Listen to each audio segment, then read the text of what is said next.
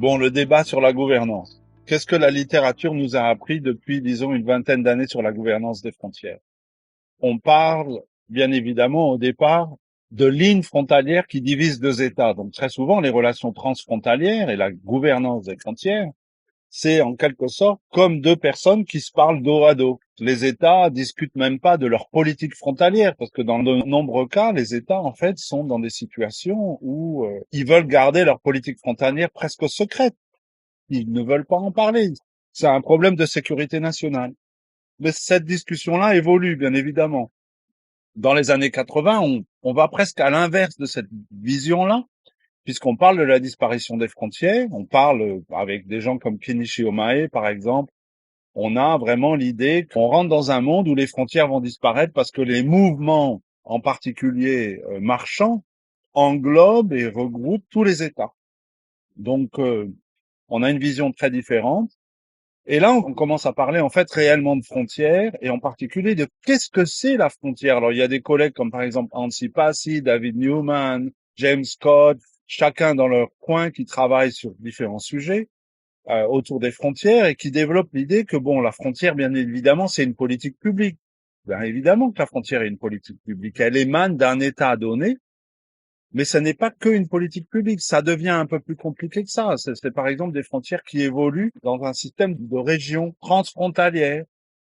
Et en particulier avec toutes les politiques de l'Union européenne, on découvre le développement de régions transfrontalières qui émanent de deux États qui se mettent d'accord sur un ensemble de politiques communes qui traversent la frontière.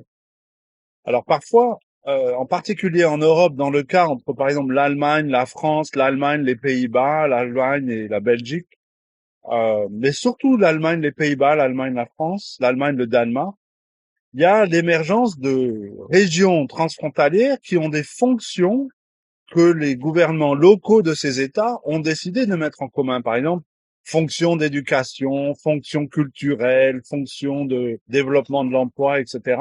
Mais on voit bien que dans des situations comme ça, il y a une démultiplication des activités transfrontalières et que la frontière n'est plus d'utilité uniquement sécuritaire ou de défense de la souveraineté des États. Et puis, au fil des années, on a de plus en plus d'études là-dessus et on a de plus en plus de collègues qui regardent, de certaine manière, l'évolution des frontières. Et la gouvernance des frontières, donc d'être une gouvernance dos à dos, devenue une gouvernance de politique publique, non plus sécuritaire uniquement, mais beaucoup plus complexe, beaucoup plus riche, qui englobe, par exemple, éducation, travail, économie locale, etc., etc., montre que ça peut fonctionner dans deux esprits. Ça peut être l'esprit de renforcer le processus de frontérisation, donc on empêche les politiques de traverser la ligne frontalière, ou au contraire, on crée on crée beaucoup plus. Par exemple, les relations entre le sud des États-Unis et le nord du Mexique est un exemple de ce phénomène-là où on a certaines politiques frontalières qui créent une région transfrontalière, par exemple les flux marchands, mais qui empêchent les flux de gens, où on a en quelque sorte des politiques régionales, transfrontalières, à la fois de création de frontières dures, presque des murs, et je parle des années 80 là, 90, et en même temps des politiques qui créent des frontières transparentes, poreuses à certaines fonctions, par exemple les fonctions du marché. Et bien sûr, face à tout ça, et après en septembre, on a l'apparition en quelque sorte de nouveaux soucis sécuritaires qui se greffent en quelque sorte sur cette complexité de la gouvernance.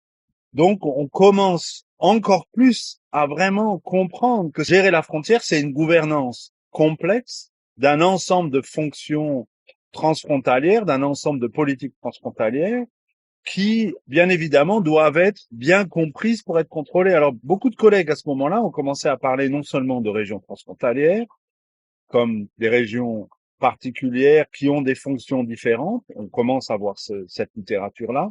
Mais aussi, on voit une littérature qui parle de la gouvernance en réseau. Et ça, c'est une littérature qui apparaît dès le milieu des années 90 sur les réseaux en Amérique du Nord et une manière en quelque sorte que les acteurs les plus impliqués dans certains aspects de ces politiques-là facilite des frontières en quelque sorte ou des régions transfrontalières de plus en plus poreuses dans leur domaine, mais en même temps encourage, par exemple, le renforcement de l'aspect sécuritaire. Donc on a des contradictions, mais on parle de frontières, par exemple en réseau. On parle de gouvernance en réseau de la frontière. Et là-dessus se greffe ensuite tout un discours sur la frontière mobile ou la frontière en mouvement.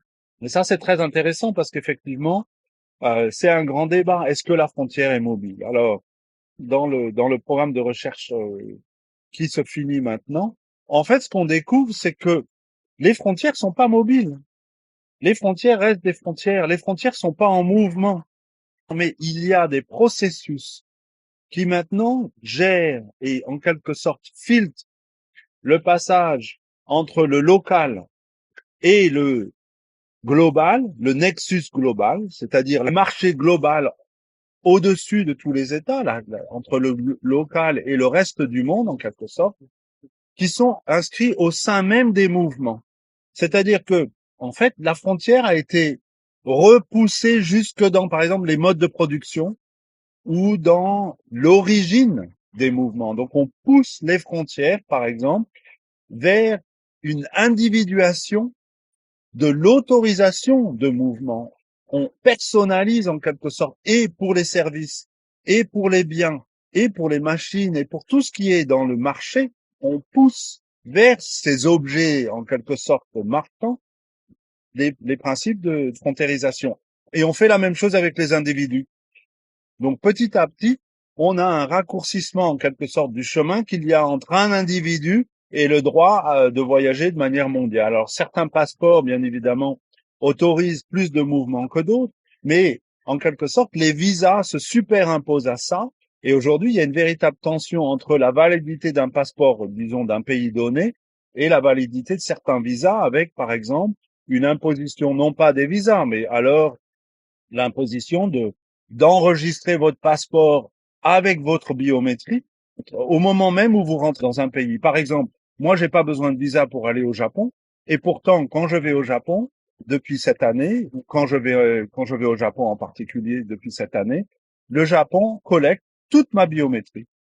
Donc, ils ont mes 10 doigts, ils ont mes yeux, ils ont tout, ils ont la copie intégrale de mon document de voyage. Et là, ils tamponnent mon passeport et je peux rentrer. Donc, on voit un raccourcissement complet du traitement. Donc, ça transforme complètement la gouvernance parce que ça n'est plus une gouvernance en réseau. C'est une gouvernance extrêmement complexe du mouvement où la frontière reste à la fois territorialisée et peut devenir aterritoriale. Et en particulier, quand moi je parle de frontières aterritoriales, je fais particulièrement attention à ces mécanismes de frontiérisation qui sont en quelque sorte déterminés non plus par que les États, ça n'est plus les États membres de la communauté internationale qui en quelque sorte édictent et décident entre eux quel visa va autoriser quel membre au sein de mes citoyens de voyager, mais qui va organiser en quelque sorte tous les mouvements pour toutes les industries de transport. Et donc, ce que l'on voit apparaître, c'est une gouvernance globale de la mobilité de certains mouvements particuliers. Alors, bien sûr, on a tous en tête les grandes difficultés autour des problèmes de migration qui sont loin d'être réglés.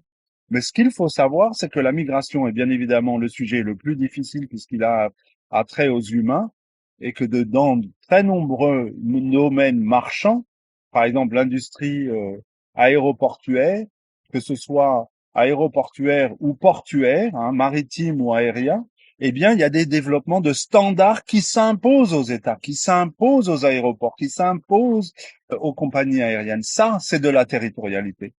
Parce que ça n'est plus contrôlé par les membres de la communauté internationale eux-mêmes, c'est imposé par un corpus de politique publique globale qui, d'une certaine manière, décide des règles à suivre pour être accepté dans cette communauté internationale du mouvement. Et en particulier le transport aérien, c'est un très bon exemple, mais aussi le transport des containers, où maintenant on a une globalisation des régulations concernant la sécurité de l'entrée et la sortie dans les réseaux. Et c'est pas 3 États qui décident, c'est un ensemble de partenaires globaux qui décide et des règles et des tribunaux et des mécanismes pour résoudre les conflits qu'ils ont en leur sein, je dirais, pour ainsi dire, à l'extérieur du pouvoir proprement dit de certains États. Voilà. Voilà donc, en résumé, qu'est-ce qui est devenu la gouvernance globale de la frontière.